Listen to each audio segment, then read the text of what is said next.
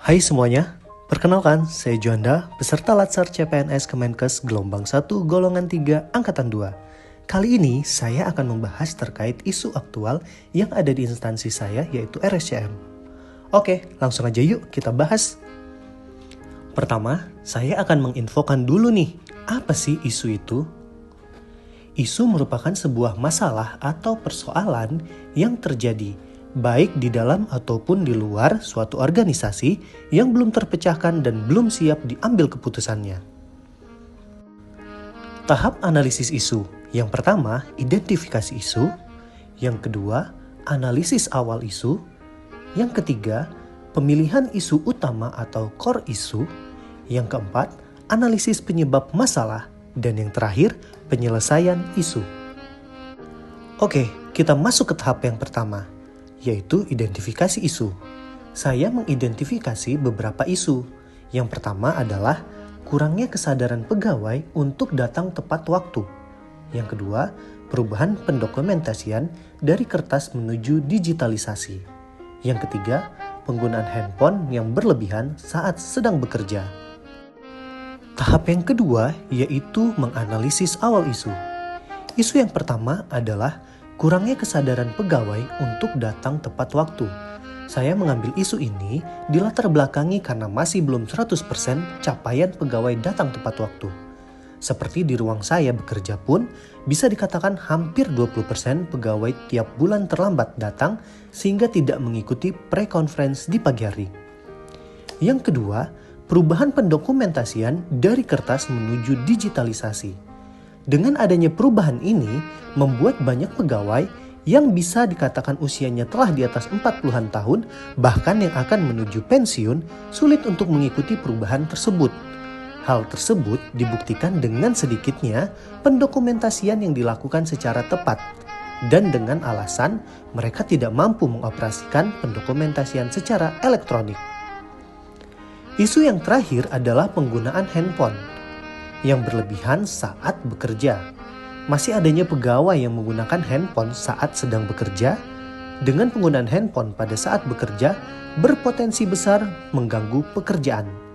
Dampak yang terjadi apabila hal ini terus-menerus terjadi adalah penurunan kualitas pekerjaan pegawai yang bersangkutan, tidak fokus dalam bekerja, dan beresiko dalam pemberian pelayanan yang tidak maksimal.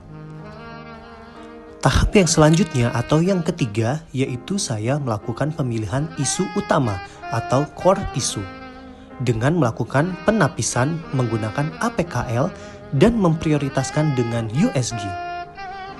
APKL merupakan penilaian aktual, problematik, kehalayakan, dan layak. Aktual artinya isu tersebut benar-benar terjadi dan sedang hangat dibicarakan dalam masyarakat. Problematik artinya isu tersebut menyimpang dari harapan standar, ketentuan yang menimbulkan kegelisahan yang perlu segera dicari penyebab dan pemecahannya. Kehalayakan artinya isu tersebut diangkat secara langsung, menyangkut hajat hidup orang banyak, dan bukan hanya untuk kepentingan seseorang atau sekelompok kecil orang. Dan layak artinya isu tersebut masuk akal atau logis, pantas, realistis, dan dapat dibahas sesuai dengan tugas, hak wewenang, dan tanggung jawab hingga akhirnya diangkat menjadi isu yang prioritas. Setelah dilakukan penapisan, saya melakukan prioritas isu dengan menggunakan metode USG atau Urgency, Seriousness, Growth. Metode USG merupakan salah satu cara menentukan urutan prioritas masalah dengan metode teknik scoring dan dengan mempertimbangkan 3 komponen. Scoring menggunakan skala Likert 1 sampai dengan 5 dengan ketentuan 1 sangat tidak urgent, 2 kurang urgent, 3 cukup urgent, 4 urgent, 5 sangat urgent. Penilaian kualitas isu yang didapatkan yaitu isu yang pertama untuk kurangnya kesadaran pegawai untuk datang tepat waktu, untuk urgensinya 5, seriousness-nya 5, growth-nya 5, sehingga total 15. Kemudian untuk isu yang kedua yaitu perubahan pendokumentasian dari kertas menuju digitalisasi, Untuk urgent-nya 5, seriousness-nya 4, growth-nya 5, total 14. Dan untuk isu yang ketiga yaitu penggunaan handphone yang berlebihan saat sedang bekerja, untuk urgency-nya 4, untuk seriousness-nya 5, kemudian untuk growth-nya 5, sehingga total 14.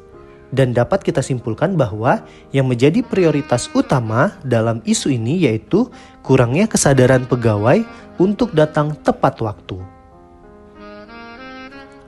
Selanjutnya, saya menganalisis penyebab isu menggunakan diagram fishbone.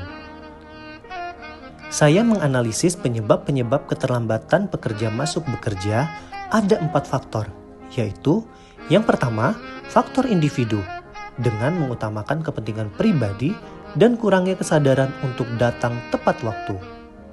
Yang kedua adalah lingkungan, di mana faktor ini disebabkan karena kemacetan atau adanya gangguan sistem KRL, dan juga beberapa pekerja wanita mengatakan bahwa sebelum berangkat harus menyiapkan keluarga terlebih dahulu, terutama untuk anak yang akan sekolah. Dan yang ketiga yaitu faktor sistem, di mana terkadang untuk absensi ini mengalami gangguan jaringan saat sedang merekam kehadiran, sehingga ketika sudah lewat batas presensi baru dapat rekam kehadirannya. Yang terakhir adalah regulasi, di mana sanksi untuk pegawai yang terlambat dilakukan pemotongan remunerasi dalam tahap uji coba, dan juga belum adanya SOP terbaru terkait presensi. Yang terakhir adalah penyelesaian isu. Yang pertama, diberlakukannya secara permanen sanksi pemotongan remunerasi bagi pegawai yang terlambat datang.